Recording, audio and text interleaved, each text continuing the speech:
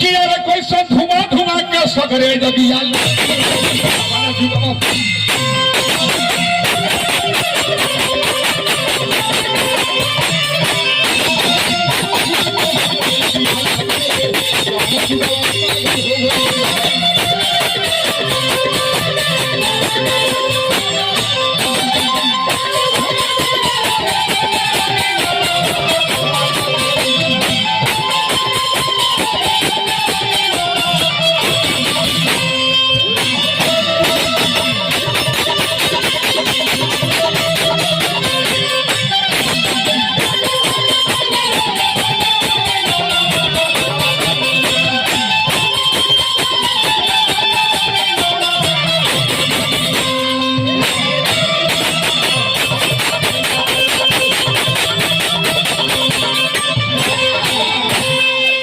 पैसा दी भैया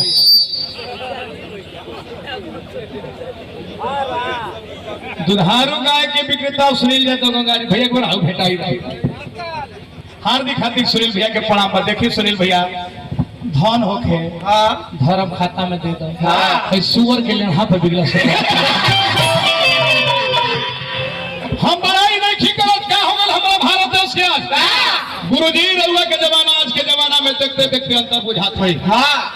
एगो समय रहे हमनी लइकाई में देखी ना कि हमर दादी जाता में गेहूं दौरे अब तो सबके घर से जाता है कि खत्म हमर दादी जाता में गेहूं दौरे दारा बनावे सिझावे तो ही मीठा दारा मिला के खाई जा मिजाज चुस्त दुस्त अगम रहे कोनो घरी पेट के रोगी ना होखे आज 100 गो आदमी खड़ा करी ना 99 गो आदमी पेट के रोगी मिल जाएगा पहले हार्ट अटैक कबो कबो सुनी जा अब घरे में बगले में सुनील भाई heart attack kidney fail sugar gastric अरे दादा केहू बचने के का है तो सोशल मीडिया के जमाना आइल चाइनीज वाला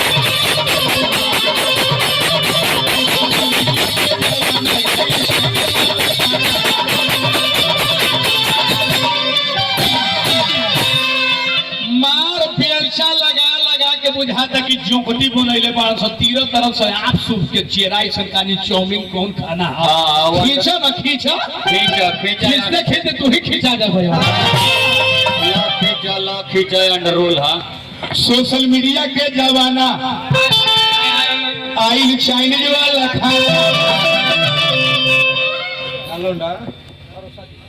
माने हमारे चौकीदार साहब भरोसा बाबू एगो माला से सम्मानित करो हम माला से सम्मानित करते तो कहते कि माला से काहे सम्मानित करते रे ई भाई अपन परिवार घर छोड़ के हमरा खातिर आई बड़े हम एगो माला से भी सम्मानित तो समाज में ना कर सकिले ना हे पौरा ठक ठठेरा के कहां से ना है जैसे भगई लोग झारखंड में ना होला ई सब 500 झारखंड में सम्मानित ना करेला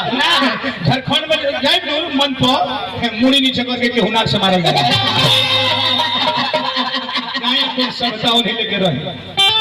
चलाई था तो ये को बंडामरू ले ले बंडामरू तू को बानर ले लेना चाहिए ये का है बगले में दीवार पर घूरे एगो रुखी है ये हो अरे सोशल मीडिया के जमाना आइल चाइनीज वाला खाना हमारा देश में गुरु के महत्व सबसे ऊंचा है जहां से भविष्य के निर्माण होला गुरु के माने प्लेटफॉर्म इतना ऊंचा है कि जहां से भविष्य बनता है एक दिन पेपर में पढ़ ले बानी एगो हमारा देश के गुरु जी उनका नाम ना धरो ना क्या हो गया भारत के 60 वर्ष के गुरु जी आईडी दुगी आदमी ना हवे नाम धर में लाल पैसा दी हाँ धोरी गुरु जी चलो भैया सब बुड़ बुड़ कने अच्छा हरा देते हैं पैसा शादी करवाई इनका से हां एने तक कैमरा एने लगल मुंह एने लगल ए पसंद कर अरे हंस हंस हां ठीक है बैठा रहा गुरुजी 60 वर्ष की उम्र उनका रहे संतोष भैया 16 वर्ष के लड़की के कोचिंग करावत रहे लड़की के और गुरुजी कह के लड़की के ले भगले जाके शादी कर ले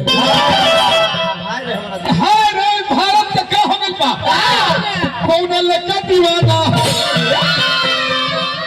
गुरुजी बुरा मत मान, उनकर नाम है अनूप जलोटा, बढ़िया सुंदर गायक हवे। हाँ तनी पता करी तो 16 बरस के लेके भाग के शादी कैले बड़े। अरे राम हो राम मोना भैया लाजे हम नाम ना धरीगा तो कौन लेके दीवाना, अरे कौन लेके दीवाना दीवानी के